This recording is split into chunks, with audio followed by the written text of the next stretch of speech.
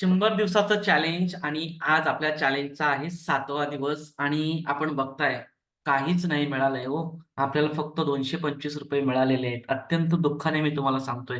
एवढे दिवस मेहनत केली परंतु काहीच मिळालं नाही. असं तुम्हाला वाटत असेल ना? असं काही नाहीये. आज आपल्याला झालाय तब्बल ₹1500 प्रॉफिट. आता तुम्ही म्हणाल इथे चार्टवर कुठे दिसत नाहीये. थोडं थांबा, व्यवस्थित आपण समजून घेऊ. सगळ्यात पहिलं समजून घ्या ह्या टेक्स रेलला. ओके. टेक्स रेलचा चार्ट जर तुम्ही बघाल तर तुम्हाला समजेल, की काल 100 क्वांटिटी याच्या होल्ड होत्या आणि सकाळ-सकाळ त्याने ₹730 प्रॉफिट दिलेला आहे. आणि जर त्याला मी आत्तापर्यंत होल्ड केला असता, इथे बघा. जर मी त्याला आत्तापर्यंत होल्ड केला असता, तर अजून त्याच्यामध्ये 500 म्हणजे ₹1200 पर्यंत प्रॉफिट मिळालं असतं. ठीक आहे. मी ₹700 मध्ये तो व्यवहार कट करून टाकला. ओके. हे पहिलं क्लिअर करा. किती वाजता सेल केलाय बघा त्याला मी. मार्केट चालू झाल्या बरोबर तिसऱ्या मिनिटाला त्याला मी सेल केलाय ₹202 ला. लक्षात घ्या 202 म्हणजे जवळपास ₹7 वाढ झालेली आहे. किती? ₹7 वाढ झालेली आहे. ओके. त्यानंतर आता लेटेस्ट जो आता इंजिनिअर्स आता लेटेस्ट आपल्या ग्रुपवरती पण मी शेअर केलेला होता. हे तिन्ही शेअर केलेले होते मी. ओके. तर सकाळी ही गोल्डन रिव्हर्सलमध्ये 2 स्टॉप लॉस हिट झाले ₹200 आणि ₹100 चा. ओके. तर एकंदरीत गणित तुम्हाला कळलेलं आहे. तर आता जर तुम्ही कॅल्क्युलेशन कराल हे ₹800 आणि ते ₹700 ₹1500 होतात आणि हे 1795 आणि हे मग सगळा लॉस जर काढला 1800तून हे 300 जर घालवले, ते आपल्याला ₹1500 च्या आसपास प्रॉफिट आज आहे. ओके. तर तुम्हाला सांगायचं आहे, की पहिले 3 दिवस आपण प्रॉफिटमध्ये होतो.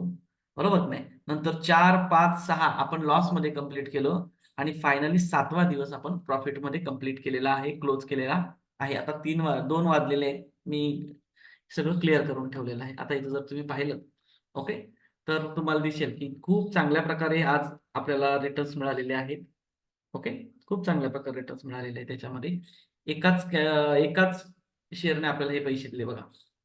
एकानेच इकडे दिले. इथे मी 52-53 ला आय थिंक याच्यातून एक्झिट मारलं इथे बघा.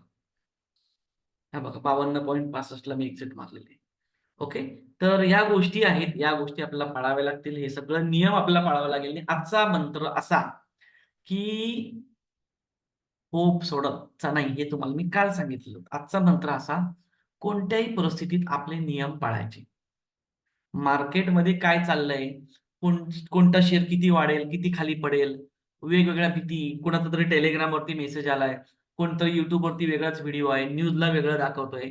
कुठेही बघायचं नाही. आपला एकमेव विश्वास आपल्या सिस्टमवरती ठेवायचा आणि सिस्टममध्ये मी माझे नियम पाळणार, एवढं स्वतःला कटिबद्ध करायचं, बांधिलकी ठेवायची नियमांसोबत आणि लॉस आपल्या कंट्रोलमध्ये ठेवायचा.